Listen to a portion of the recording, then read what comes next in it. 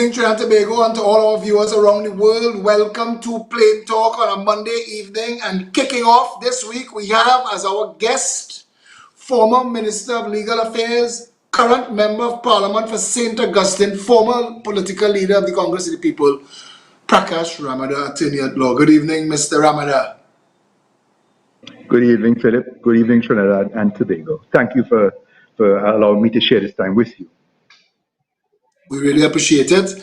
And former political leader of the COP, are you still a member of the COP? Yes, I am. I have not resigned from that post. When I gave up leadership in 2016, it was for the clear indication which I stated that whatever ills that a lot of people thought the COP attracted, that I will take that responsibility as its leader, and therefore I resigned and had hoped then for early elections so that the party would have built itself. I had already committed to give all of my energy towards rebuilding the party on the ground. As you know, Philip, you were there with us from early on, one of our first three talks, as where I met you in 2009, on Independence Square. So we had done a lot of work, and I had intended to continue that effort throughout the length and breadth of this country. But as things had occurred, and I don't want to take the conversation into the COP and its difficulties, but certainly I did not see the sort of expectations arise out of it. In fact, the elections that flowed really was a non-election, to the extent that certain persons, the party went to court to avoid them from running, and I was very, very heartbroken over that. Well, I mean, how to say this, boy? Being both a political commentator and choosing to be in the COP, I got to witness, and it was for some reason, the Congress of the People wasn't given the space to grow and express itself. I don't know if it had to do with how disappointing the original political leader's term as a member of parliament became, because the Congress of the People came across as second to the UNC, even though it was called a partnership. And a lot of people inside the Congress of the People, but you know that the Congress of the People attracted the brightest and the best and passionate people who wanted a better Trinidad and Tobago. And the flip side of those people is they're not going to take being let down by what they consider that they built easily. I mean, that's why you joined the COP. I mean, your brand prior to politics, I told you in a phone conversation, Prakash Ramadhar, attorney at law, was a brand. At a very young age, you accomplished that. So, like others who had to give up a lot to join politics, building outside of the established two parties has always required very strong people. But I don't know why the Congress of the People, and I guess that's a conversation for another time, but I don't know why it fell into such discord so bad. It still continues. Well, the long and short of it, Philip, is that I've listened to you, and you and I speak a lot of the same language, not in the same words, of course, but in terms of philosophy, that the wealth of the country must be to the benefit of the people. And we went into a coalition partnership with the greatest expectations and hope. But, apart from the demonizing and the negativity that many have put onto the partnership, and I'm not here tonight to defend the partnership, but what I will tell you is that there is no perfect government, but we try to make it better and better. And out of that, one of the first things we were able to have achieved was the Children's Life Fund. And I've given you an example why it was, when there were calls for us to leave the partnership, that it was not an easy decision to make. And indeed, we had seen what had happened in 1988, when a coalition fell apart, and 1990 came out of that. Now, there were many things that the partnership was able to deliver in a large part of the country. And the reason I'm raising that, let me just finish this point, procurement legislation. That was a commitment we had made.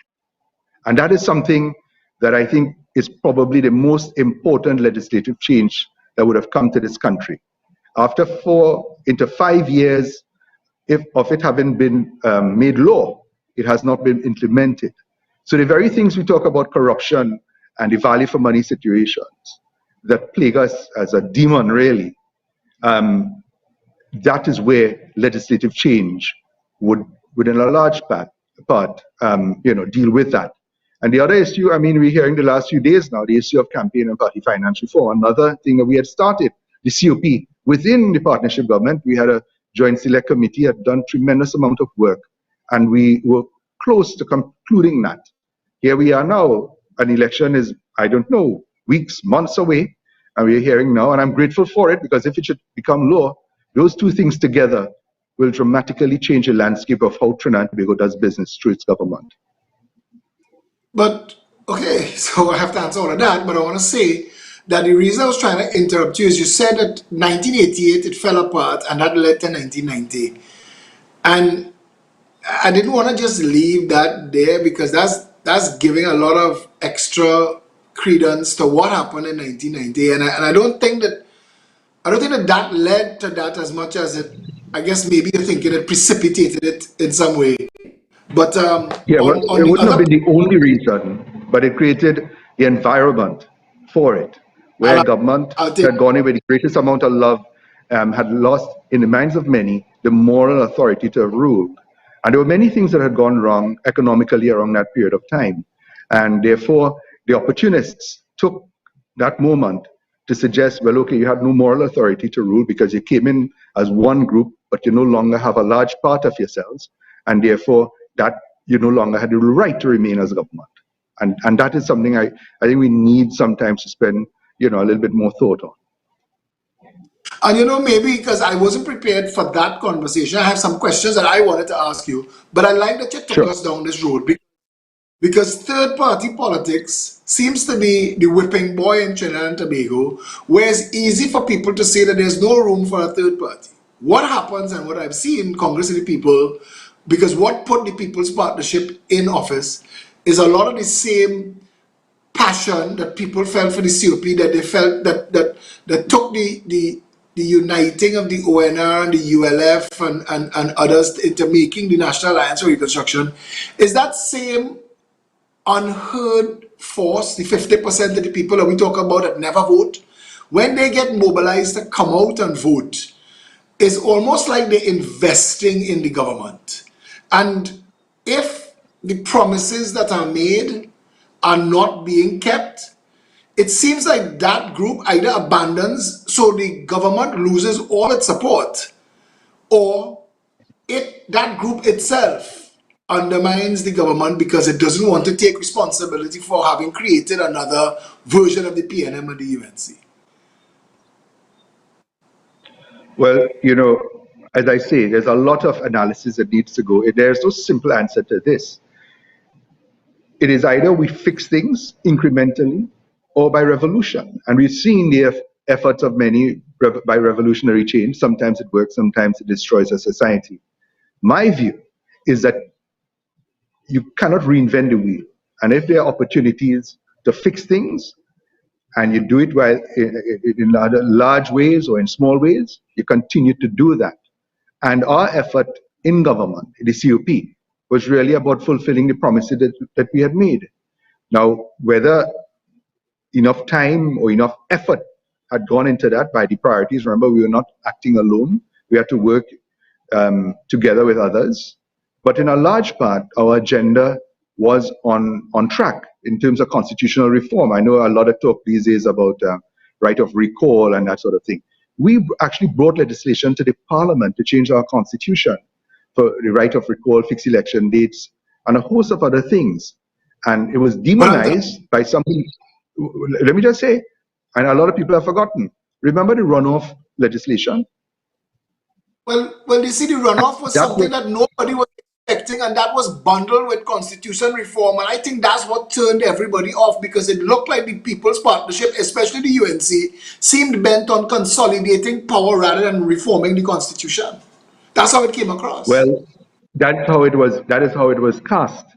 But let us analyze what the runoff would have done for smaller parties, as we speak about third parties.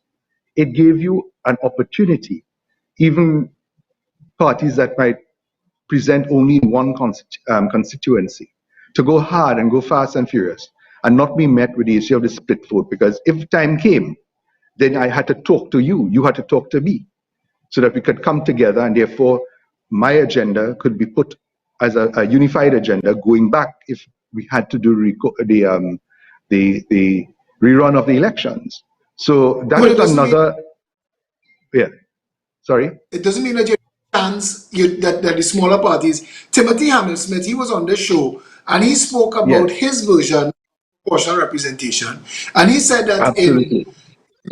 that election time, people would have their first choice and their second choice and their third choice, that they get to say that if my first choice don't make it, this is my second choice. So that all the first choices would be added up, and if it's not as much as the second choices, the second choice would win. So it would give smaller parties a better chance. And that was Timothy Hammersmith's view. And I guess I support that view. But what I'm saying to you is, all the things that I knew the Congress of the People stood for, campaign finance reform, recall legislation, referendum, because we spoke about it ad nauseum on the campaign trail right through 2007, coming up to 2010. So the Congress of the People knew that the things that were needed and necessary to fix the Constitution, to make it functional for the people, were these things. But nowhere inside of there we were ever talking about runoff. And when the runoff came up, I think it caught a lot of people by surprise. And and I remember not that long before, when the judges were trying to get their pensions raised, and it took a lot of work for them to get their pensions raised because a judge had recently died and his wife was operating the house with one light on because she couldn't afford to pay TNT and the mortgage or something like that. And and I remember that at the 11th hour, it was bundled to include a raise in salaries for members of parliament, and so that if you took one, you took all. So then it was like a bait and switch. And the constitutional reform bundled with runoff came across like that as well. I understand, and that is why when things are not properly explained and not properly communicated, there are those who will use that opportunity to demonize sometimes things which are very good. And and I want one day for us to really analyze fully the effect of a properly done runoff, the effect of it. It encourages the growth of smaller parties. And the issue now, look, you spoke about proportional representation. That, I believe, is a must do going forward in Trinidad and Tobago, because you have the winner takes all here, the first past the post. You have an election where possibly a party can be the losing party, even though they have the popular vote. And that is wrong. So moving forward, proportional representation, I agree with Tim. Tim Hammersmith actually had worked on our constitutional reform positions within the party. And I think we need now, because Trinidad and Tobago is in a very poor state in terms of how we control our business. And we have a great opportunity out of the almost devastation from COVID and a host of other things to now revisit the very foundation upon which the society moves. And proportional representation, as I see it, is a must do, so that no one will feel that their vote is ever wasted on any party or any group.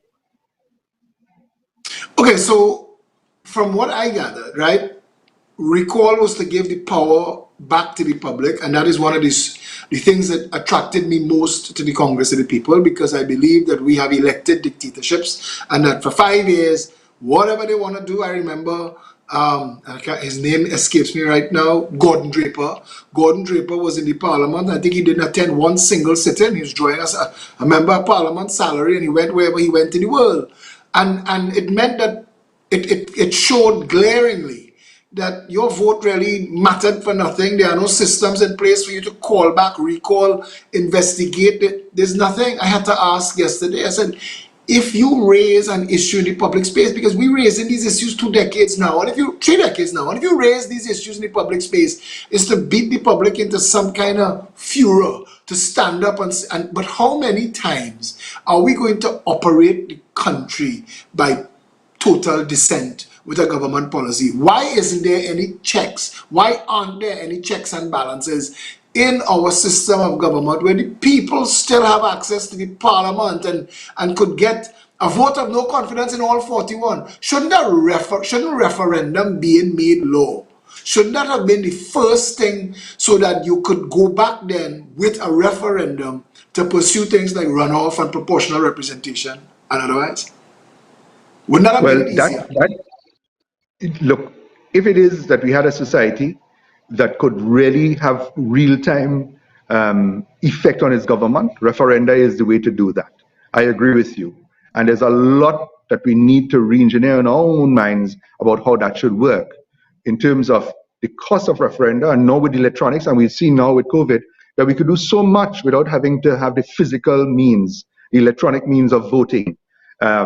So you raise a lot of issues that have been ventilated before, and I think referenda, that is something that we were working feverishly towards, but there was a lot of other, remember, there are complicated forces within and outside of the system that militate against referenda, because referenda is really the voice of the people speaking to power, and the power having to respond, because you know in real time whether, look, I'm going to register now, I did not listen to what the people wanted, and then when election time comes, you couldn't expect to have a favorable outcome from that. So referenda, proportional representation, all these are foundational systems that need to be put in place if the society is to succeed into the future. But having said that, constitutional reform is only one aspect of things.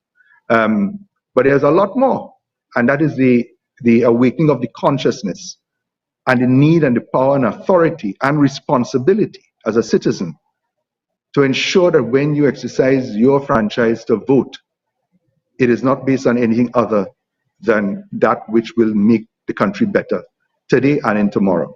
And we've seen repeatedly persons, and now more than ever I'm sensing, Philip, that people do not listen to logic, they do not listen to common sense.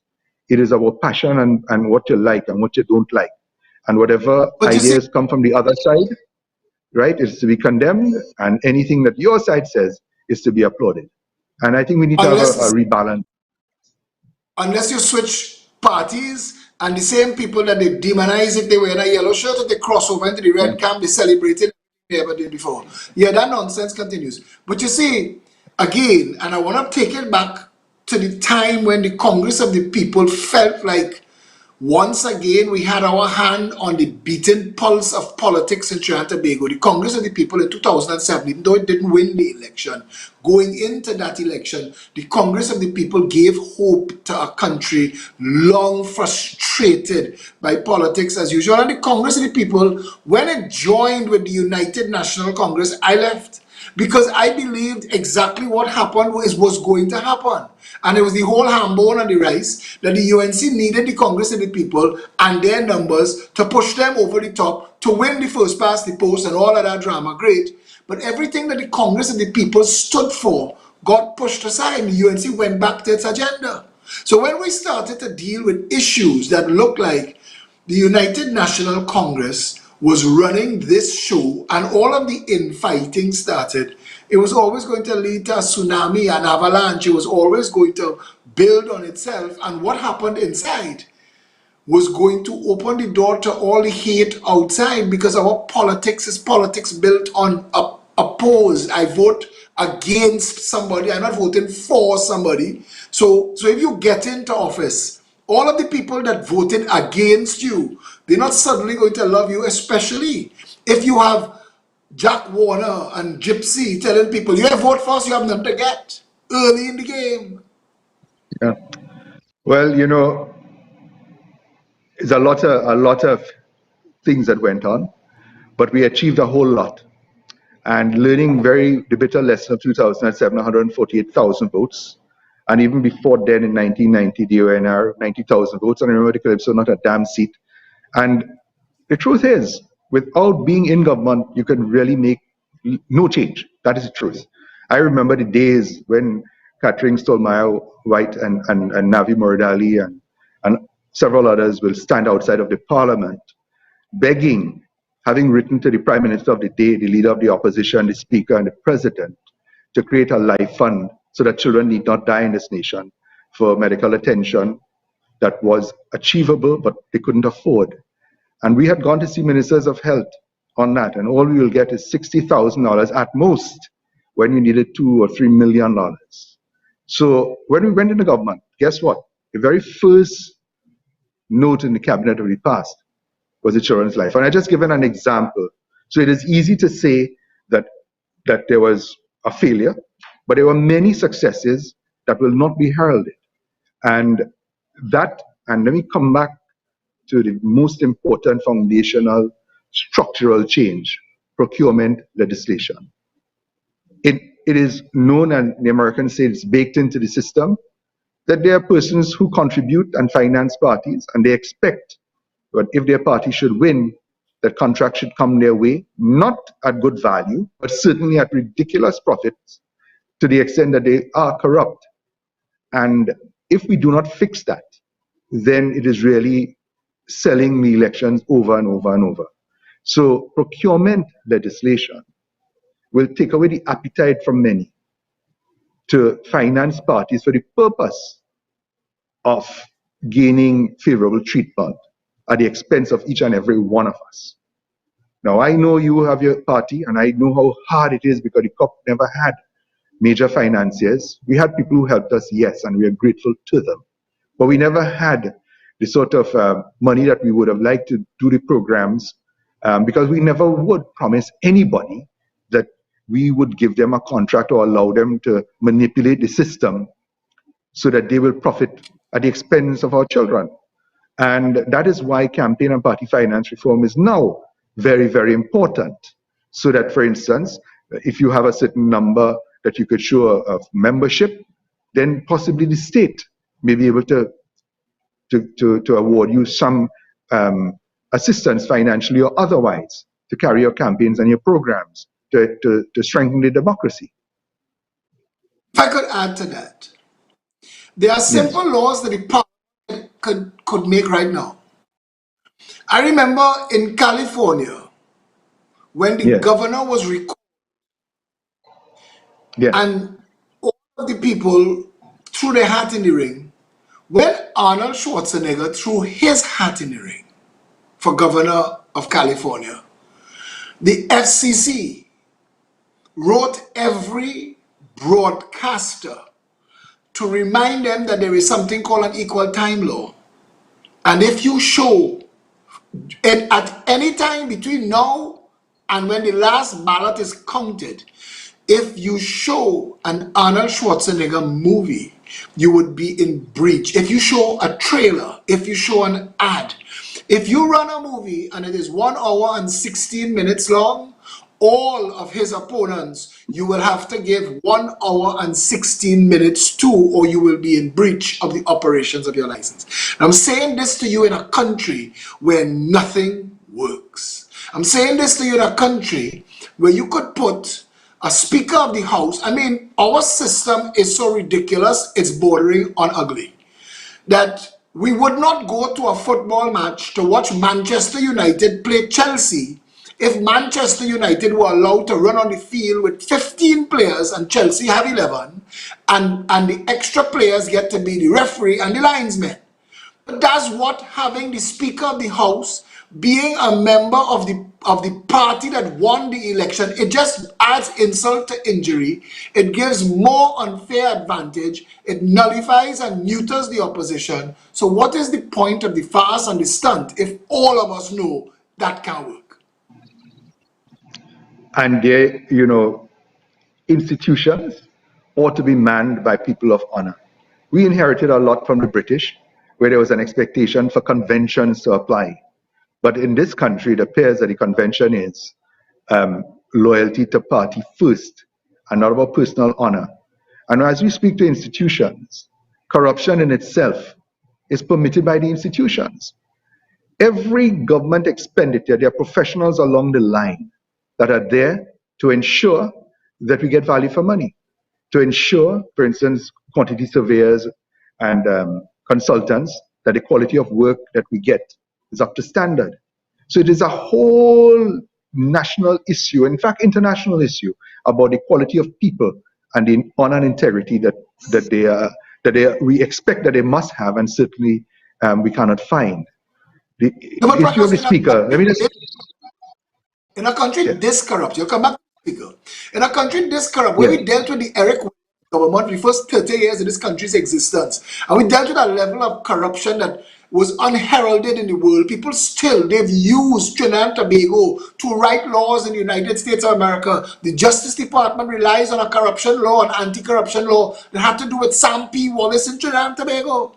I don't know if you're aware of that. But that is how vicious our corruption has been. You are in the parliament. I remember during the Section 34 debate, you stood up. I was sitting in the witness gallery, the gallery, and I heard you speak about you being summoned as an attorney to protect people who were being put at risk because missiles and cocaine was put in their water tanks, and that a certain force from a certain crew from inside the police service was going to go.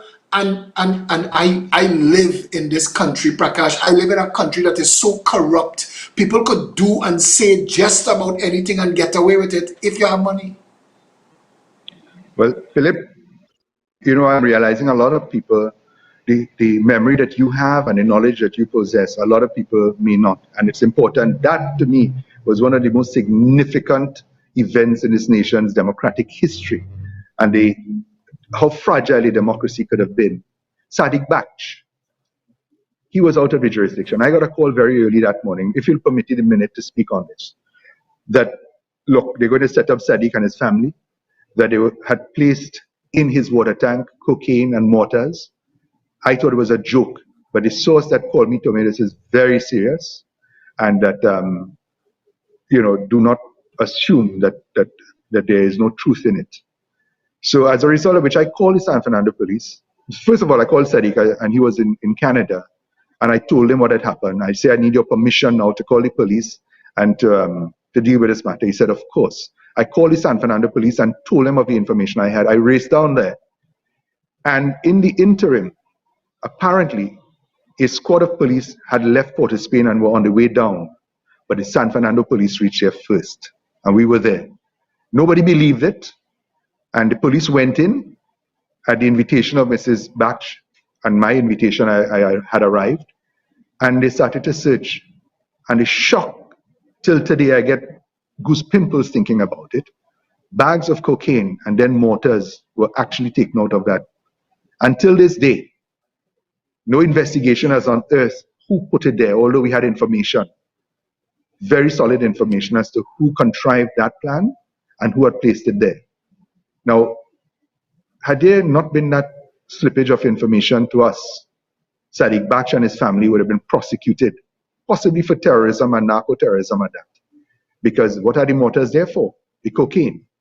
And what stain that would have left. And that is why, as a lawyer, I am very circumspect when allegations are made against persons, unless I see solid evidence. I know in this country how very easy it is for That would have been persons evident. who, It would have been on you know, CNC3. You would have waters, you would have seen the cocaine, and you would have had to yes, rely on your opinion of the Bash family to make a decision yes, because they're very good.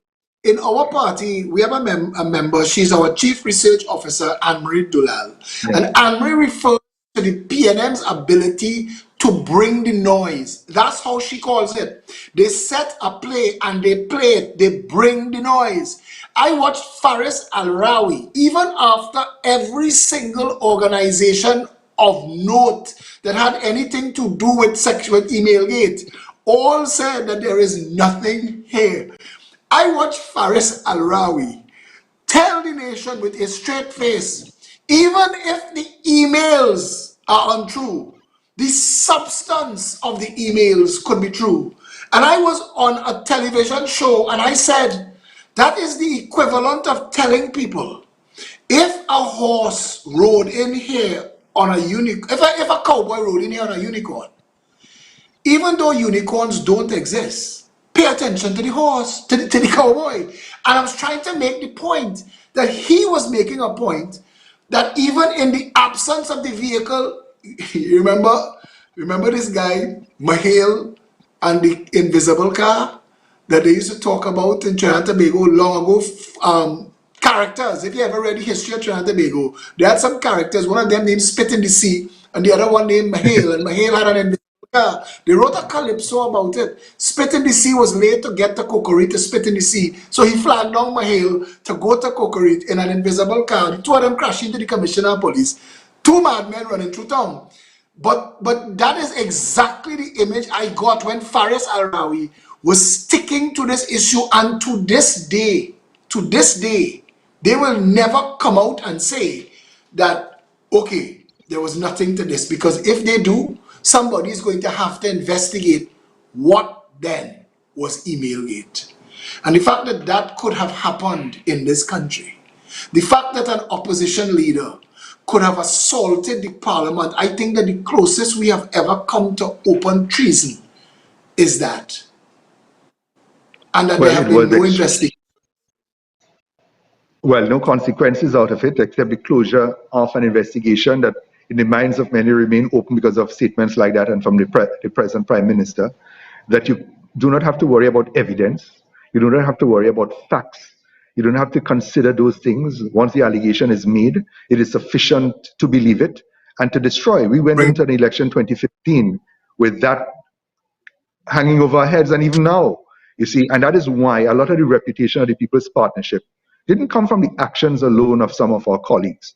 It came from propaganda that from day one, almost everything was demonized. I have an acronym now for the PNM. It's called COLD. You collate, you conflate, sorry, you obfuscate, you label, and you demonize. And almost every that's bring, single, that is it. Yeah, that is cold. bringing That me is how now. they are. And then the sycophants Yeah. and their trolls take it from there, and the people that they pay, Rhoda Barrett, who's paid with NLCB money to go and sit down on Power 102 every morning and continue the conversation. Daryl Duku that's paid from WASA, Crow, who's paid from CPEP. This is what happens. This is how they bring the noise, and then the trolls, they send out free phone cards to people to call in the radio shows on the morning and to make that imaginary thing last night true today. And that brings me to the issue, Prakash, of Yes. make your point. Make your No, comment. no, that, I that want to ask you. that is it. So a lot of what is believed in society has nothing to do with the reality or the truth. And if we make the decisions based on what we believe as distinct from what is true, we'll always make poor decisions. And that is a fundamental, I keep going back to foundational issue. How are we going to return to people not being carried away by what they want to believe as distinct from what is evident and what is factual? Because Prakash, we live in a country where, okay, so I'm gonna ask you a question, right? Because you're a member of parliament, but before I get to these questions, I need to say I am very plugged in. I am plugged into everything. I have never heard a single person refer to you as corrupt. In a country where every single member of parliament or minister who's ever passed through the parliament have had allegations of corruption dog them. How come you have escaped being labeled as corrupt? All of my life, I have lived by God's word. I live for my family's name. Whatever I do, it is open, and I've been very fortunate in my life. So if it is that nothing could stick, it's because there is nothing to stick. If anybody should tell you that I took an illegally obtained dollar from anybody, you can look at them in the eye I and have tell them that they are wrong. I have never And heard I'm a grateful for that. single. Well, and I'm grateful for that because, look, even if one is innocent, you could be accused. And that is why I don't know, and I put it to the grace of God, that nobody has made the allegation because there could be no fact on that. None whatsoever. I give you my word and my promise to that. So I think, consider myself extremely fortunate. But the reason that that is so is because I've always been like that. I've always lived openly as a lawyer, as a child growing up. All my friends, they know who I am. I have not changed. I mean, I look much older, but certainly in terms of what my values are, they can never change. Whatever I do, I know there's a God looking on down, and there's a name of your family that you must carry, never to betray. Okay, but you went into politics with a very strong brand, and people expected a hell of a lot more from you than they think they got. And in exchange of, you don't have a reputation. I've never heard, and I tell people this, I do media monitoring and I listen to every single day. And I've never heard an allegation, but a lot of people refer to you as weak. You think that that is fair? Absolutely not. You see, when people do not know, I do not break things, I build things. And it is easy for people to walk with a sledgehammer and mash up what they have, but to build up something takes long, hard, dedicated service. There are many things that happened whilst we were in government that I had to work through quietly behind the scenes to ensure the survival of a government and the survival of the democracy. The alternative is what we have now, and I have always said that they are far worse than the worst day of the last government in terms of what they have been able to produce to the people, in terms of how they care, if at all, about people, the interests of our population. And so a lot of things went wrong. But you know what, as you speak, I'm reminded, one of the things the COP always maintained, and I in particular as its leader, that if there is any evidence of wrongdoing by any person holding authority, they must step aside from that position and let a proper investigation go forward, and you will not return until you're cleared. How many members of our government were removed because of the COP's insistence on that? And I must say, the Prime Minister, it was difficult for her many times, I know, but at the end of it, she took action on persons who fell short of what is expected. So there were a lot of Yeah, important a lot of people, governmental change. a No, let me tell you, I want to lot say of this thing people, about strength, right? A lot but of why? people don't understand what strength is. Yeah. It was easy for Kamla to bust the throat of all of those COP members. When it came Yeah. time to take out Anand Ramlogan over the allegations with David West, why did it also have to come at the cost of Gary Griffith and Timothy Smith as well? And that is something that the government paid a horrible price for, because You were in the, Gary, you were yeah, at that but point, at the end, sorry, no go go. ahead, Philip. Yeah, At we, that point in time, yeah, people look to you because those were two of the still shining stars of the COP. I mean, even though Gary had resigned because he was minister and all of that drama, he was still seen as a foundation member of the COP. And despite everything that Anil Roberts did to smear and damage and destroy the name Congress of the people in this country, everybody looked to you then.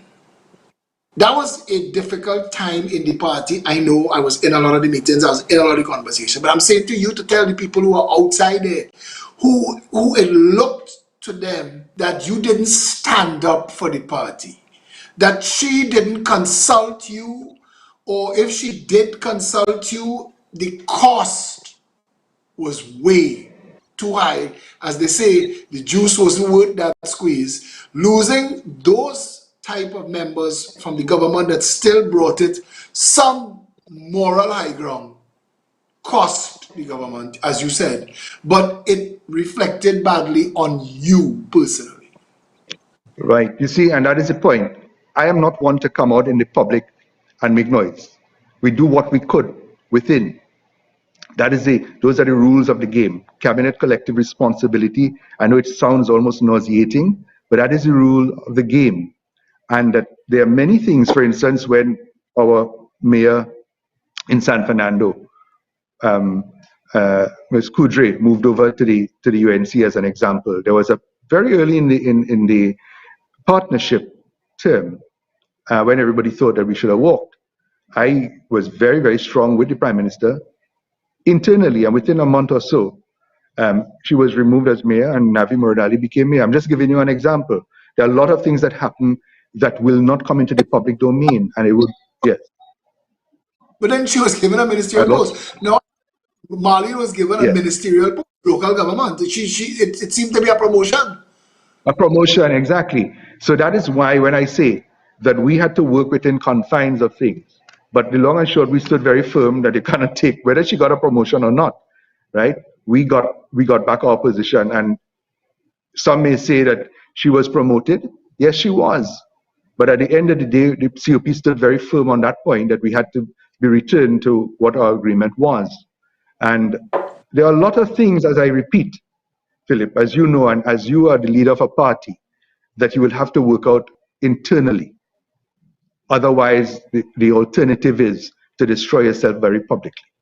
Absolutely. But you have to remember that unless Prakash Ramadhar is not going forward in politics beyond this, you still have your brand. And I think that the reputation that you had as an attorney, I do not think it was accidental. I think you understand what it takes to build a powerful brand and to get the value to your name based on what you stand for and what you do.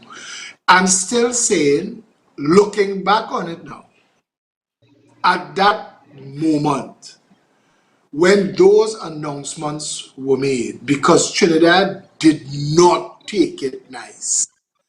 And it took so long for her to make a decision on Annan Ramlogan that by the time she made the decision, it seemed like it was a fait accompli. And then she threw a tantrum against everybody and cut the throat of senior members of other parties.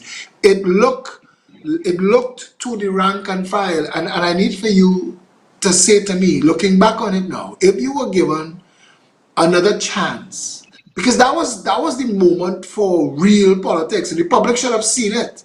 And I think, talking to you, that you should have, in my opinion, stood up against what looked like unilateral decisions in a partnership.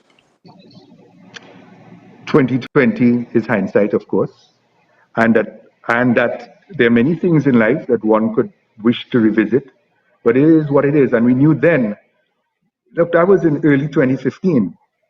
Remember, there was an Yeah. election months away, and that I could not participate in recklessness, to add to foolishness in a lot of things, and therefore we did what we could on the inside, and not, it's the easiest thing in this world to look for somebody to throw blame on, and I didn't want the COP to carry that going into that election. I mean, So we did knew you what think happened. did you think that the stronger position for the election, we'll bring this topic to a close on this. Did you think the stronger position for the COP and the partnership was that you hold ranks rather than listening to the public's response, bring the public response back into a people's partnership government that, for whatever reason and explanation we could give to it, had lost the public support that swept it into office? I asked Philip, do you think that public support was even with the partnership in early 2015? I ask you that. Because I- after It Section was, 34 but and a host of other little things, I'm making the point. So a yeah. decision had to be made whether we had open warfare within partnership or we try to fix as we proceed. And that to me, history will judge, and we lost the election. And I hope that many would have learned that that is not the way, in terms of ignoring what is expected from the public. And we come back to now the position of whether right decision had been taken at that point in time. This is 5 years on. I regret that Gary had to be removed. I told him that. And the way it was done, because Gary, to me, was a great asset to the People's Partnership. He's a great asset anywhere he is. Nicole Griffith is very dear to me. They are amazing people in the politics. And that is why when I gave up leadership in 2016, all of those things I took into consideration. But at the end of the day, right, when things go well is we, when it goes badly is me. And I had to take that responsibility, and I gave up leadership of the party because of all of those things that the people who looked on didn't know all of the details, and there are things I cannot speak publicly about. I am a person of confidence. Not that there's but anything that inappropriate. I am but just that's saying that, but that's sorry, politics. That's what we it just spoke is, about. The PNM, the yeah. strength is there to bring the noise and to manage the narrative. That's why they hate me. And there's another guy named Johnny Narayan who was actually a PNM supporter. He posts on Facebook as Johnny Walker. Stuart Young had threatened to sue him all the way in Miami and out his name and all kind of thing. But he is another guy that takes apart their narrative. They don't like people who see past their nonsense, you know. But I'm saying to you that the ability to bring the noise, what we discussed earlier, that is what you didn't understand then. And I think that, so you just said that you regret certain things that happened, that Gary didn't have to leave and all of that. But the fact that nobody knows or that no stand was taken, it reflected badly on you. Would you say yes to that? Well, I must agree that if you don't know the facts and you don't know the details and you only look at certain things from one point of view from what you have, of course it looks badly. And I like the term bring the noise, and that is something many people have the ability to do. But my personality is not to bring the noise, but to bring the wisdom, to bring the knowledge, and to bring peace. Maybe that is who I am, and I have no apologies for that. And maybe the politics requires a higher level of noise making. That might be so, but I am not one of those. I think you bring a lot to the politics. I think that the fact that you could have sailed through all of the that you and I are talking about and still come out untainted, I think that people are being a little bit too harsh on you. I think that you're a victim of your own decisions where the noise is concerned because you've chosen to get into a politics in a country that is predominantly low information voters who read the headline and work with that. The media knows that, the government knows that. So that's the situation, the circumstance. You knowing that had to, because Prakash, when you go into a court of law, you know the rules that play in that matter. You know how and where and what you could and what you can't do and what is necessary to win. The fact that you know those things and have made them work for you so successfully. I mean, even right now are getting victories. I don't think that you do a good enough job of bringing the noise on the victories that you get. You just want to matter the Privy Council that is revolutionary into this public space in Trinidad and Tobago that will be used in cases to come in the future. And nobody knows. And this is a politics that requires the noise, Prakash. I need to surround myself more with noisemakers, and get more comfortable with that. And you're right in terms of the politics I came into in 2007 under Mr. Dukran was one strength, but that is how I live all of my life, and I do not know, unfortunately, whether I am, too steeped in my ways to change, to become something that I'm not. And that is why, in terms of the politics, I look on with a level of disdain as to what is happening, because that is what they bring the noise, and the noise is never eases. Every issue is pointing without going down to the core problems and how we're going to solve them. Look, I have said privately, and I will say so publicly, COVID-19, as horrible as it is, really is a wake-up call and possibly a blessing to this nation if we look at it in the right way. From it, the arrogance and the egos that many have in the face of something you can't see, you can die from, in terms of the economic devastation. Spoken of oil and gas for so many years, it is no longer feasible income to rely upon into the future, and we need to reinvent ourselves. So Trinidad and Tobago will learn from it. We will either succeed from lessons, or we will fail from our failure to learn.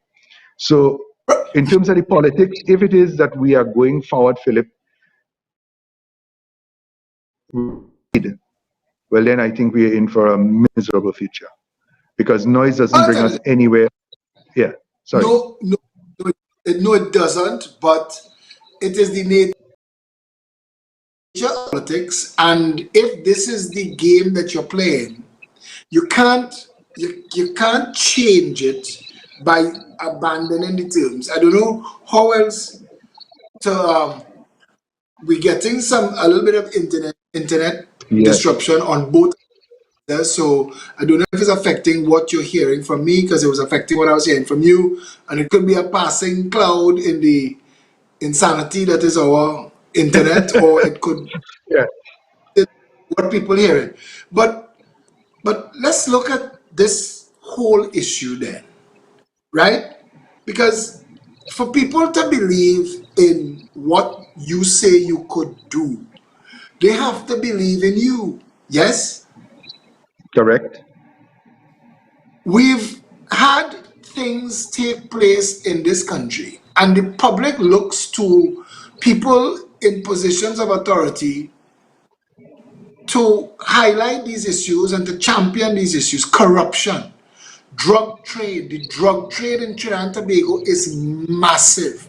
Why is the parliament, Prakash, the Urban Development Company of Trinidad and Tobago, which is a statutory body funded by taxpayer funds, is suing me for defamation for asking how could the Red House that you walked out of 8 years ago, 9 years ago, because I have pictures of what the Red House was and what it is. And I'm still trying to understand how $500 million was spent there and how $17 million was spent renovating President's Cottage when that money could have built 17 cottages. And and nobody inside the parliament now. I'm not asking for your support. I'm just saying, let's talk about the drug trade. Justice Scott's Commission of Inquiry into the drug trade in Trinidad and Tobago. Vernon De Lima was on the show with me a couple of nights ago. I don't know if you watched the show, if you saw the show, we spoke I about saw this a some of bit. it. Yes. Commander Gabriel was on the night after. We spoke about some of this because this is a country that is rife with criminality, white collar crime, corruption, government corruption, the drug trade in Trinidad and Tobago facilitates the politics of corruption. There is dirty money that is loose, that is not tracked anywhere. We've never brought up another commission of inquiry. The first commission of inquiry was tainted. It brought so much information to the public space, it should have demanded a follow up. Nothing. All these years, no parliament has ever stood up and said, let us find out. Let us get a commission of inquiry into white collar crime in Trinidad and Tobago. Let's get a commission of inquiry into corruption. Let's amend the law that governs commissions of inquiry. You summon to give evidence before a commission of inquiry and you refuse, you could be held in contempt until you come. And that the director of public prosecutions has 6 months to act on the recommendations. Because people don't even believe in a commission of inquiry anymore. If I use the term commission of inquiry, they say that's a thing for lawyers to make money. We've broken this country. I listen to you and others like you talk about COVID-19 and the silver lining. I want to tell you something. The greed, the corruption, the fear, and all the nastiness that runs Trinidad and Tobago into the ground. When you contrast and compare it to the Emirates, to Norway, to Singapore, and see what real countries did in the same time frame it took for us to turn this country into a cesspool, the thing we still have to turn to, the self-regulatory body that is responsible for fixing the holes, is the parliament. Which parliament is talking about these things? People are not hearing anybody standing up, and I'm asking you, you're a single voice. Satish asked me before the show, because there are a lot of people who are promoting independence in the parliament. You are, for all intents and purposes, an independent in the parliament. You have one seat. Does it work for you? Can it work for you? Does the speaker recognize you? Can you raise issues? Do you get the opportunity to stand up and say, Madam Speaker, I would like to put into the public space? Do you get a half hour every Friday? How does it work, and does it work? Well, strictly speaking, there is a very regimented approach to how the parliament operates. And now that brings us into a very relevant and timely issue in terms of the speaker's power to determine whether a matter should be debated that is of a definite public importance. And it is my view, and I think that it is something that we must put into our standing orders, that the speaker should not have the authority, and that it should be left to the members of the opposition to a vote. If every member of the opposition votes that it should be debated, it should be debated because as the parliament operates, the the government has the authority to bring legislation to the parliament for debate and to raise issues. We have a private members' day where you can raise issues, and many of our colleagues continue to do that. But if something comes up as a matter of urgency and you wish to debate it, there's a formula that you make the application to the speaker, and she could say no, which she has done recently. There's Repeatedly. an alternative repeatedly. And I think it is wrong, and you made the point, because that speaker is not elected by the people, but elected by the party of the government. And therefore, Parliament, if I may say so, has basically been made a eunuch in a way. Because even when you debate, at the end of the day, all you may have is people who listen to the Parliament channel, the newspapers may carry some story on it. And when you go out, people say, but nobody's saying anything about it, when matters were in fact debated in the Parliament without any consequence, because it may take a simple majority vote to silence you. And that is why proportional representation must come part But of our culture. before we get to proportional representation, before we get to campaign finance reform, before we get to procurement legislation, I think we're letting the best be the enemy of the good. We still have a parliament. The Speaker of the House Yeah. is responsible to the people of Trinidad and Tobago. Ultimately, the opposition, now I don't want to get into opposition business too much because it will start to sound like I'm siding with the opposition. But the opposition had the opportunity to fix that when the opposition was in office and did not benefit from it then. Wade Well, Mark had the same, if yeah. Wade Mark had the same Allegations were made absolute. against him, yeah. Yeah, and that is true. That is true. If it satisfies your team, there's no need to change, and that has been the bane of not just the parliament, but for the entire country. And And you see, as I sit here, this yeah, speaker is showing Wade Mark that I was correct. When Emailgate was being read, I said that the Speaker of the House, Wade Mark, was supposed to tell Keith Rowley, come here, bring that document for me. And the Speaker should have stood the House down and read the Emailgate allegations and decided if it should have been read into the Parliament, especially with the broadcast, the undermining parliamentary privilege and bringing everybody to dispute. Because this Speaker, if this opposition tried to bring Emailgate, it wasn't going to read it. you're right. In fact, everything was irrelevant, and you're shut down. That you are ordered not to proceed on a point. And you would have seen. I don't know if you observed, but when I am speaking in the parliament, there are many efforts to say what's the relevance. And my response is, if it is that you can't find the relevance, first of all, I take blame. But if I can proceed, then, and I know the relevance, then it is your failure. And they use that as a tool repeatedly to shut down speakers about the relevance, and she instructs you not to proceed. And these are the things, a speaker really is not there to speak as much as to listen. But it has been put on its head in the parliament that the speaker exercises power to silence rather than to allow you to speak openly. That, once again, the rules, and if it is that we have to fix it, we have to change those rules. And it may have been convenient in our time, and it would be convenient to them now. But at the end of the day, the parliament is not serving the purpose for which it was intended. Because I remember I made the point about honor and about convention, that you ought not to take sides. When you take an oath as speaker, or any person in authority, you take an oath to not be partisan. And that is something that we just pay lip service to. There are some in our society who have that ability, but far too many who hold office. As a friend of mine told me many years ago, this is a country where low men hold high office. And That's the that is as a result. Yeah, you relying on yeah, convention and yeah. reputation in a country, Yes. the same people who were behind the dictatorship that Patrick Manning was trying to, I realize now, Rowley is just continuing from where you all interrupted Patrick Manning from. Because this is a galloping dictatorship right now. And if Trinidad and Tobago does not realize that the parliament is not serving the people of Trinidad and Tobago, what will it take for us to realize when we have nothing left? Again, I wanted to talk about just now. You spoke about this being a blessing. There is nothing outside of this COVID-19 for Trinidad and Tobago. Between the losses of coronavirus and the oil price war that has made it practically impossible for us to give our oil away.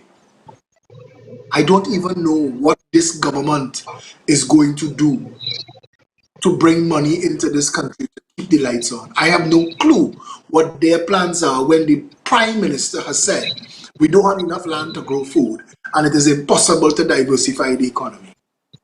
What is the doing? That pause on that. Is that correct? That's what Is he that said. really true? Yeah, He that's what said he that said. But is it true? we Right? it's not, of course. It is not true. Right? So, and therefore, the point that you keep making, and I agree with, is that people buy this thing wholesale. Are we holding anybody to account for that kind of foolishness to say that we can't grow food here to? Because if that is so, then we've abdicated our independence. We are saying that we can starve in a short period of time because if our foreign exchange is not replenished, we cannot buy food, therefore we'll starve here. Nothing is being done. And that, to me, is a betrayal of the trust of the people. Leadership is not about telling me what you can't do. Leadership is telling me what we must do and how we're going to achieve it. And in terms of this country, I mean, my wife Jay, but in this period here, put together a little home garden, and it's just amazing in 3 weeks how much growth there has been. And that I'm thinking now, this land is so bountiful that if we just pay attention to it, we could feed ourselves, not necessarily with all the fancy stuff that we import and consider as food, but really the basics and what is necessary for us to have a healthy life. And that must be a top priority. Food security is a national security issue, not just food security, but in terms of, we talk about narco trade and so. There's a false economy here, and you have been making that point repeatedly. I think we all know it. And it requires the assistance now, if we can't do it from inside alone, for international bodies to come together and help us because the money can be traced. And we have laws now. Explain your wealth, follow the money. 58 years. 58 years, Prakash. Come on. 58 years of government. 58 years. Obviously, the people that we are electing to office do not have the political will to stop this. Well, let me just say, 50%. you had in another program, and you mentioned to me you had raised the issue of scanners. And so when we came into government, which government was it that put scanners in? It was ours. And it took several years because instructions, I was there as a member of the National Security Council. And I thought, well, listen, they talk about OPVs and searching boats out there, which are important, yes. But you could have container loads of drugs coming in and guns coming in and no real check. And when we took the effort, the Prime Minister gave an instruction to those who had a responsibility to put in the scanners. And week after week, they will come with one excuse or the other about they're looking for the RFPs and they're looking for all the standards and everything else. And then it came a point, she said, listen, I don't want to hear any more, right? Talk to the Americans, talk to the Chinese, and we got some donated and we started that. What a shame. That do you know that they were preparing only for the Spain port for scanners? I've just given an example of the institutional failures. So that if you wish to import guns or drugs, you take it for visas. But the PSA does not want the scanners. They say that it's a health risk. Yeah, the radioactivity, yes. The Prime Minister, yes. the Prime Minister admitted that almost 50% of container traffic that come to Trinidad come right off the port without being checked. Prakash, we don't need scanners in a country this tiny. We have a drug trade. We could unstuff the containers on the port. There are countries like Singapore that deal with more container traffic in 15 minutes than we deal with in an entire year. And they have zero drugs. Come We'll on. have a death penalty for drugs too, eh? So for drug trafficking. So it's just a system, a whole system. Murders a year.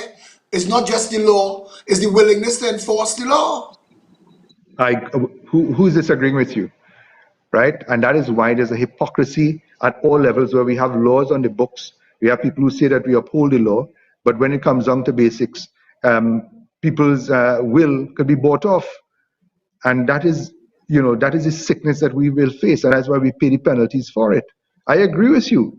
I detest corruption. I detest drug trafficking. I detest criminality, just like you. And that is why, if you can't change the people, you have to change the system. And the laws come first, sometimes to force Well, that change. And then you need the policing, and you need people of integrity, because you could have the best systems and the wrong people, and your systems will continue to fail. And that is why I'm so happy that there are persons like you and many others who are making the call now for accountability for those, not just, you see, and politicians get a lot of blame, right? But you could put the best systems in place. But along that chain, you have people who just tell you the things that everything is okay and they're doing their jobs and everything else. And you put systems to look into it. You pay people to do those things, and they're too part of the game. And how do we fix that, Philip? That is the big question. Prakash, I want to tell you that we have examples. And Lee Kuan Yew, who was a contemporary of Eric Williams, came to Trinidad and Tobago. And Yes. we had all the money that we had. Now people will say that he ruled with an iron fist, but look at what that country is now. There are people tripping over themselves to invest in Singapore. Singapore is a first world developed nation. It tops the charts on so many things. We live in a country where I could call entire communities, Morva Beach and Blabans Hill, Sealots, East Port of Spain, Rich Plain. I mean, Patna, Prakash, all in East, all Central, South Trinidad and Tobago. We walked there. We There, walked everywhere. We know it. Yeah. we But spent look, billions I of agree with dollars. you. I I totaled every budget that was ever read, and it was $100 million short of $1 trillion we spent. $1,000 billion we spent in 58 years, and nothing works. Local government don't work, central government don't work. People don't understand the Senate. They have the president of the republic is probably the most maligned office holder now, because everybody thinks that the presidency of Trinidad and Tobago is a glorified CPAP and you win a lotto, because the president has no authority and does nothing. And we look at our whole system of governance and we look at all the people. We totaled it up the other day. Not counting the Senate and the President, the Parliament costs $100 million a year. $100 million. What do we get in return for that? The country does not work.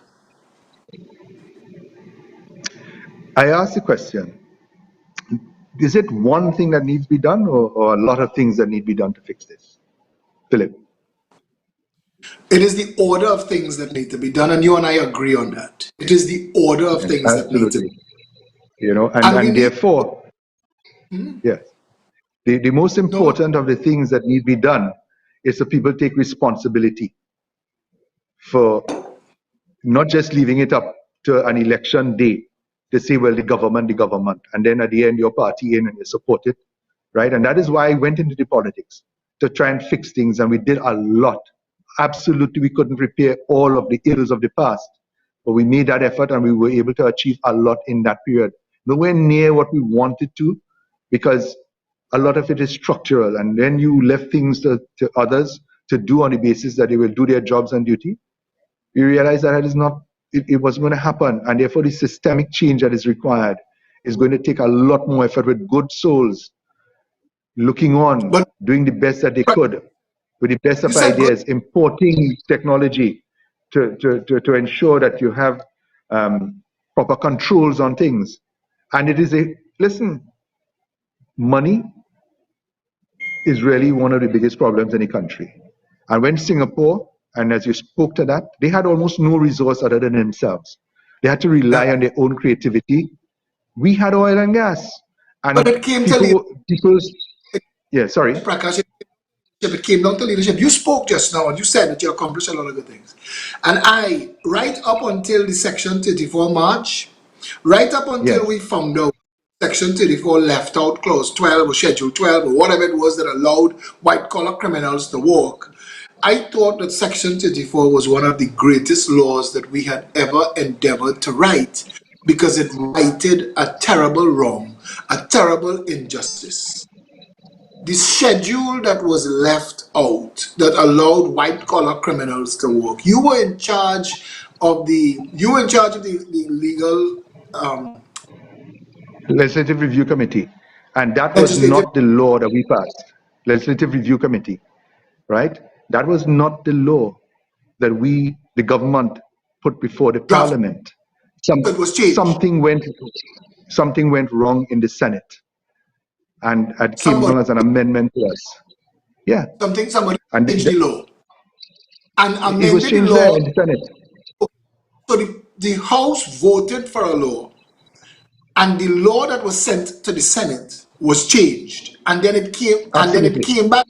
It came back assented In from a the Senate. moment, yeah, in a moment, just you're seeing for the first time the amendments, and that is, we've been through that, where what had happened, the real essence there is that the biggest change, as far as I was concerned, is that the House below voted very openly that if after 10 years after a person has been charged, 10 years after you have been charged, they could not proceed with your prosecution, you can apply to the court to have your matter discharged. I mean, that is fair. If 10 years they charge you and they have that hanging over your head Vernon and they couldn't proceed with the case, right.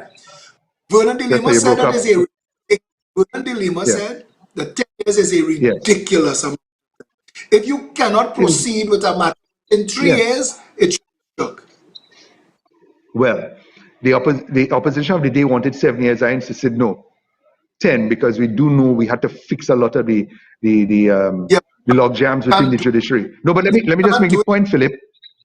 What came down from the Senate was this: if you have not been charged after 10 years, they couldn't prosecute you. So that if you should find the most heinous corruption 11 years after, then you couldn't even have been charged. You It understand? created a Big difference. it created a statute of limitations on everything. A statute of limitation on criminality. And that was, to me, was the biggest disappointment. And in any event, Prakash, yeah, sorry. have you thought about the fact that that was done?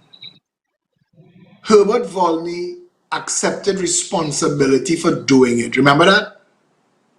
Yes. Why was Herbert Volney not charged with, at the very least, misbehavior in public office? That is a matter for others to answer in terms of the law enforcement. But strictly speaking, I do not want to litigate here. Remember, I But just came out from the Privy Council on libel. So I I'll get be very careful. what I'm saying to you. That is why the public that you are trying to get back interested in the politics, that's why they're not interested in the politics, because they've been let down so much, so hard, so long, that they don't believe in it. And it seems like, I want to tell you, you're talking about a 15-year chunk of your life you have invested, your wife, your kids. I know, I'm here too. And looking at it, how much more can you put to this and still have nothing to show? We have an Integrity in Public Life Act, but it has no teeth and it can't prosecute. The Director of Public Prosecutions does not have a responsibility to keep the public up to speed with what is going on. There seems to be gaps, not overlaps, between law enforcement, prosecution, and the justice system. People go in this country, people can be arrested and charged and jailed without bail and remain there for 10, 15, 20 years and be innocent. In any other country, in fact, the last time that was a reality, the world went to war. That is an atrocity. And you are now 8 years on Section 34, nothing like it is coming to the parliament. I don't know why, when the parliament was summoned, that they didn't go back to the original law that the government wrote instead of striking down Section 34. I don't understand why that was the choice. I don't understand why Herbert Volney wasn't made to pay a bigger price, and maybe that is why we didn't know who else were part of the conspiracy because deals were struck. And to the average person looking on that knows people have been jailed for cricks and corned beef in this country, to get them to believe in politics again, the politics that you're trying to sell them. How do you get them to believe that when they look on and see in this country crime pays and evil prospers? Those are the questions that we need to answer. Because if you have uninvolved people in the politics, somebody's going to win elections at the end of it. And as it is, you either participate or you don't. And if you don't participate, well, then so be it. If you do participate, even if what you voted for didn't succeed, at least you participated. But I understand and I agree with you. There's been a betrayal of the trust of the people over and over and over, and as a numbness. I understand it. I myself, I'm a human being. I'm a citizen first, and I feel it. I gave a lot to be in the politics. I have no regrets other than the fact that we didn't achieve what we had hoped to. But I told you privately, I do not wish on my deathbed to have said, to be able to say, I should have, could have, and I did not try. I will continue to try. I've never ever given up any task I've taken. I may take a respite from it from time. My energy levels may dip, sometimes it may rise, but I never give up a challenge. And that is why I am happy to participate with you. For those others who are willing to speak and get involved, it is easy to condemn the politics and say, look, I'm not going to get involved. But then who do you leave it to? Those who want to get involved for the wrong reasons? Are you out of politics after this? I am. An election is going to be called. Prakash, an election is going to be called. Are you going to run as an independent? Are you going to run under the Congress of the People? Are you floating free and we could snatch you up? What is your position? And people looking on, they're going to want to know things too. Because the Progressive Empowerment Party is just trying to assemble the Avengers. It's just going back to the plan at the start of all of it and get all the right people on the right side and fix it. Because we need to fix it. And we need to say the things that are wrong and we need to name the demons and fix it. But we need to get competent people. And from a legal point of view, there are few people who have your ability and your knowledge. So I'm asking you, after this, are you out? You have a lot of experience. You have 15 years experience now in this politics and 10 in government and are you done? Are you going to be making yourself available to serve? I will let you know very shortly. The only reason I'm not being coy or anything like that. I am looking on and I'm going to make decisions pretty soon.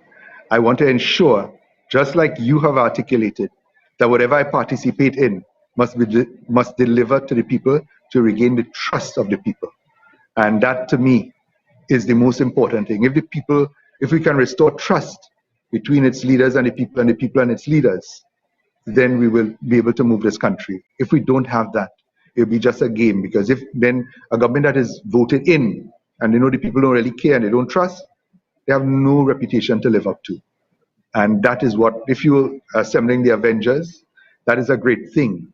But we must ensure that the Avengers have the wherewithal to make change and not just talk about it. And that is why we have to be very wise in whatever we do going forward. And I am willing to participate with all those who are willing to be meaningful and truthful, not just by words, but by their actions and commitment and by sacrifice. That is what I look for in people. And let me just finish one point. Philip. The second time I met you, it was at Flagship House, and we were trying to assist, if I recall, the victims of the earthquake in Haiti. And you had come there because you were running the Jericho project. And I think you were doing a similar bit of work. And I think that was the first time we cooperated. Not for anything other than the fact that there was a need to help, and we worked together then. That is who I am, and I know that is who you are. So in terms of my political future, I will allow the hand of God to play. I will look on and make decisions that I consider to be wise, not only in my own and my family's interest, which is important and I have neglected, I could tell you, to the expense, and I have the most magnificent wife and family. I still have my mother, my extended family who are very supportive, and whatever decisions I take, they are behind me 100%. But my country I love this country, and whatever it takes to help fix it, I will always be there, whether in politics or out of it. We are watching a Minister of National Security and a Prime Minister engage in egregious untruths. They are making a mockery of the offices they hold now and have put this country at serious risk with our major trading partner. A country that, if they responded the way they are likely to respond, will destroy Trinidad and Tobago. The PNM has brought the noise and made it about Kamala as a traitor and Monilal and his letter. And the Parliament has not yet been able to right size this situation. There is nothing coming out of leadership or any office to give the people of this country comfort.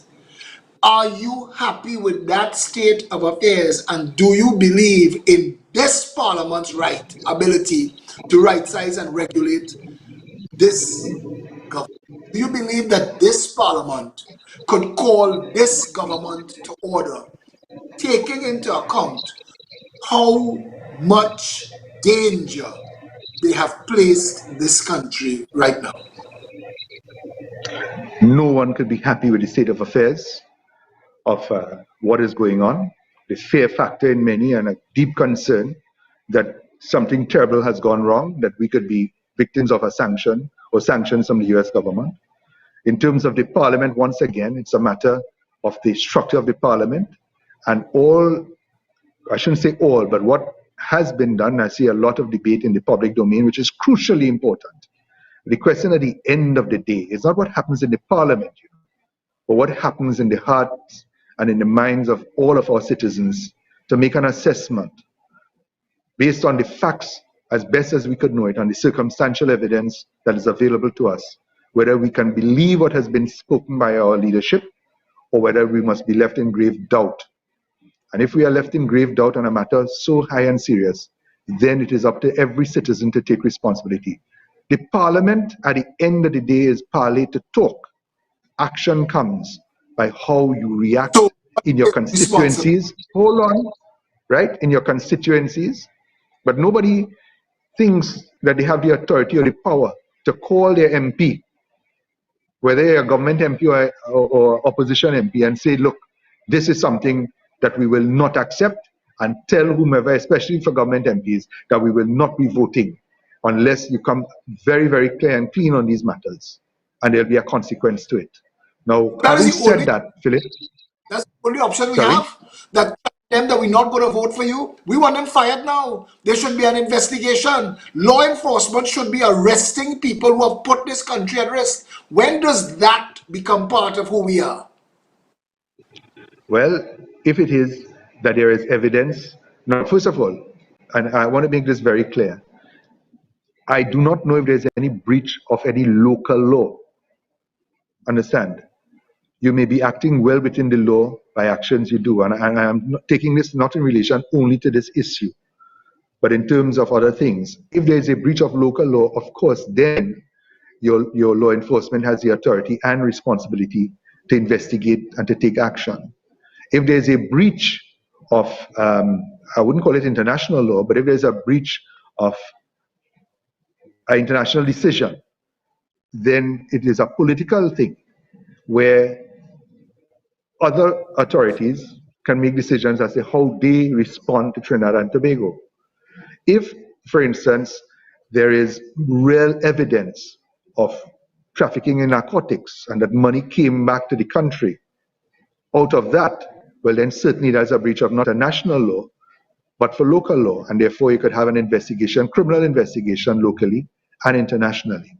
So we have to be very, very clinical in how we approach this and understand that we need evidence and we need to find the truth. If there is, in relation to this issue, and as we expect, and I'm not happy at all to even speak about it because I wish we would never put into a position like this, that the Americans are investigating what transpired. Well, in due course, we will know exactly what evidence and facts are available. Prakash Ramadhar, you are a man I greatly respect because of your integrity, your ethics, your character. I know that you are a strong person. I think that you've missed opportunities, but you see it differently and you see that you are trying to make an example. I don't know if the example is being noticed in a country that's on fire, but I want to say that I respect how you do your politics. And while we may not agree on everything, but you know the saying, if both of us agree on everything, one of us is There's no need unnecessary. for both. Yes, exactly, So, exactly. but I have the greatest respect for you. I think we need more people of integrity and character in this country. And I remember when in the Congress, the people, words like morality and integrity, and those things are just gone out the window and we don't talk about it anymore. I think we need to bring We it don't back to talk the about politics. it. We don't Yes. talk about it. But I think that there is a place for people who bring the integrity and the morality and the ethics back into the conversation. And there's a place for people who bring the noise. We're about to fight a war here for the soul of a nation. And we can't only rely on the Marquis de Queensberry rules. There are going to be times we're going to be in a street fight. And we have to be equipped for both. All of that said, I want to thank you very, very much for joining us tonight and taking the time away from your family and everything else to come and clear up so many things and to give us so much information. I look forward to our conversations in the future. And your closing comments, like we tell everybody else, take as much time as you need. I won't take much time because all I have to say is I congratulate your efforts. I congratulate persons who participate, if not actively, but by at least listening in and learning and expanding the horizon of what is possible. Because if we believe things are possible, then we could work towards it. If we are numbed into believing that things are not possible, then there is no purpose in taking any action. I believe this country has greatness awaiting it, but it requires the participation of each and every one of us to hold ourselves responsible and to hold others responsible, especially office holders, to have a high expectation of them so that they know that they will fail if they should fall short on that. And these are not just words. This is very important that we believe that we can do better because we must. What we've done in the past, as you've said, almost $1 trillion spent. It pains me when I see poverty, when I see our healthcare the way it had been, when I see unemployment, when I see us worried now about food security, when I see that, as you've said, and I've said in the parliament repeatedly, is either flood or drought. And your big issue now is to charge people who use in pump to take water out of a river to irrigate their crops. How stupid are we? We have to get rid of that and understand that we need to help each other and find solutions. And we need to spend the money to create the infrastructure because this is a small little dot of a place, Trinidad and Tobago. And when you travel, you realize how insignificant in terms of our size, but in terms of our capacity, the kind of brain power that we've had, that we export, because the best of our citizens do not wish to live here. Their children, they wish them to go elsewhere because of fear of crime and vindictiveness. If you are something in this society, you can be attacked because of your ability to speak out and to try to make change. We need to fix all of that. This truly is a paradise that we are destroying day by day. And unless we, each and every one of us, understand that there's no second planet, there's no second island. Trinidad and Tobago is our home. We need to help each other make it better. And I thank you for the opportunity tonight, Philip, and I look forward to many of our other conversations, whether online or offline. And I know we would be able to work together, as we have in the past, to bring hope, and not just hope, but to bring a changed reality to our society. God bless you. Thank you, my friend. Many happy returns. And yes, Trinidad and Tobago, that is where we leave it tonight. Prakash Ramadhar, he is a sitting MP. He was a former minister. He's a very accomplished attorney at law. He was the political leader of a party.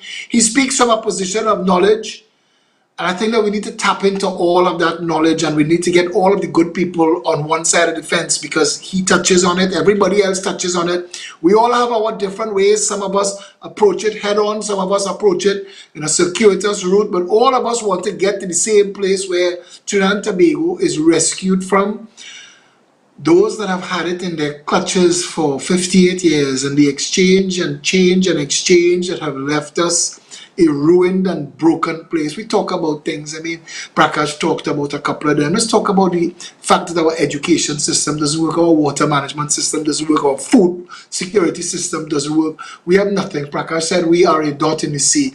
Singapore is a smaller dot than us. Singapore is half the size of Trinidad and Tobago. Their economy just eclipsed the mighty United States of America as the most competitive economy in the world. The first world, they're developed. Their people per capita have a higher GDP than the United States of America. We could be that and more. We are far more blessed. We have a lot more advantages than Singapore.